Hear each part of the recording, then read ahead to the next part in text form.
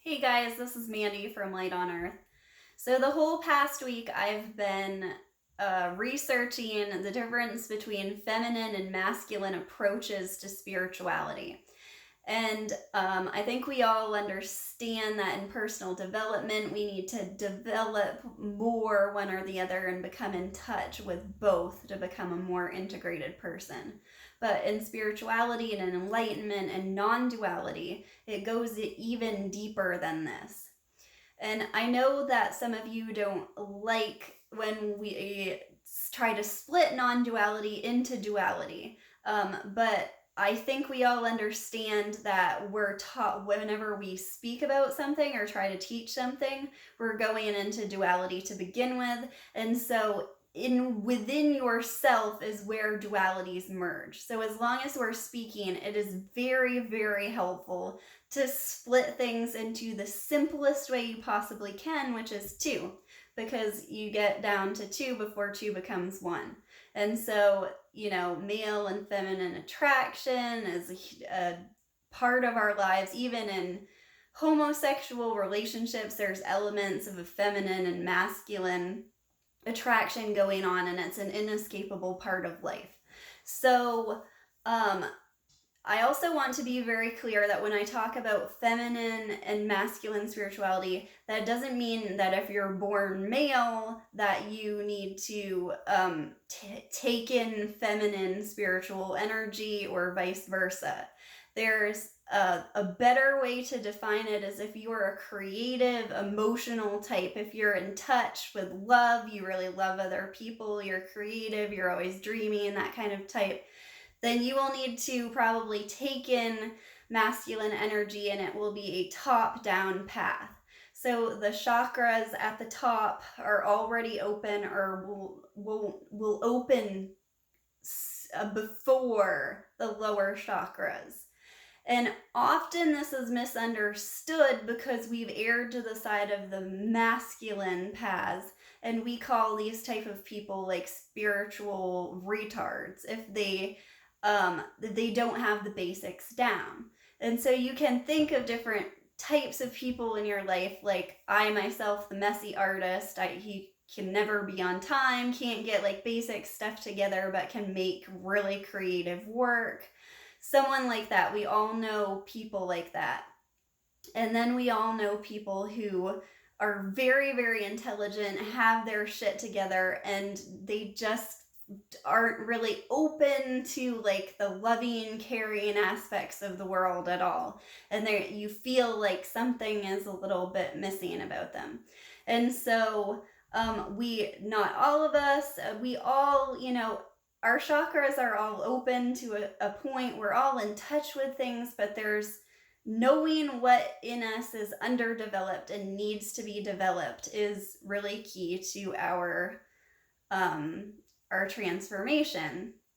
And so I found out that this goes beyond just masculine and feminine, that actual spiritual energy can be thought of as two different energies.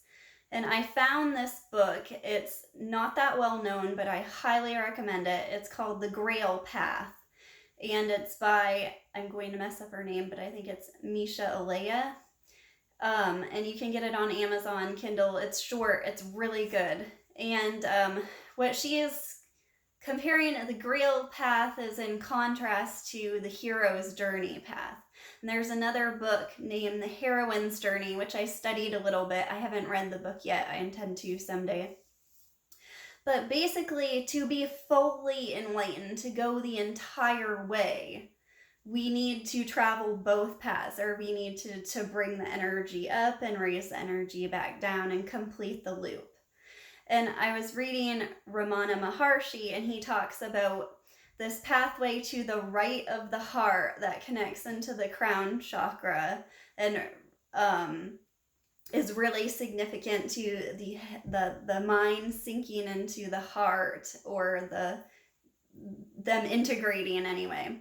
And so it's this physical feeling. If you've had an awakening, you can physically feel chakras, you can feel pain in them, you can feel them open. If you haven't felt that yet, keep your mind open to it. And if you have any sort of chronic or inexplicable pain, pay attention to the chakras. Before I had an awakening, I thought they were complete and utter bullshit. So I wish I'd had a more open mind sooner. Anyway, side note. So if you're creative, emotional, you already have, or those chakras will open quickly, fully open quickly. You already have some sort of connection with the third eye being open, an artistic mind, being able to visualize things. It may not mean that you're completely awake. It may not mean that the third eye chakra is completely open. And you also want to have some sort of basis or grounding before you do that anyway. So there's a lot of subtleties to this. But it's important to follow your inner guide and to become at any point, just become really in tune with your intuition and your sensations and feeling whether this is right or wrong. Do not blindly follow a teaching or teacher because you think you're respectable or cool. You may actually need to go a different path. And I don't say this to cause confusion. I'm just saying that the clarity comes from within. And so if something isn't working for you, if it's causing you, there's such things such as Kundalini storms. You may be trying to raise Kundalini energy when you shouldn't be, when you should be instead trying to ground energy that you already have and are imbalanced with.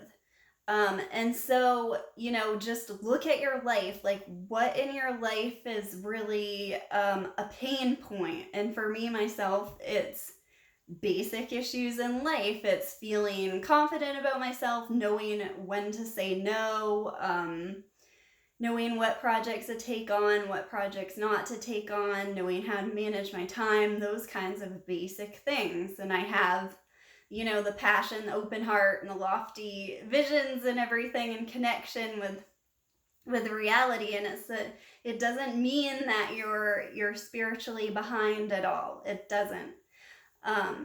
And so if you are more of the intellectual type person, try to develop the creative parts of yourself and try to find teachers that are teaching the creative part. And if you're already a creative person, so the teachings and intellectually, we want to build the areas of our life that we're weak on.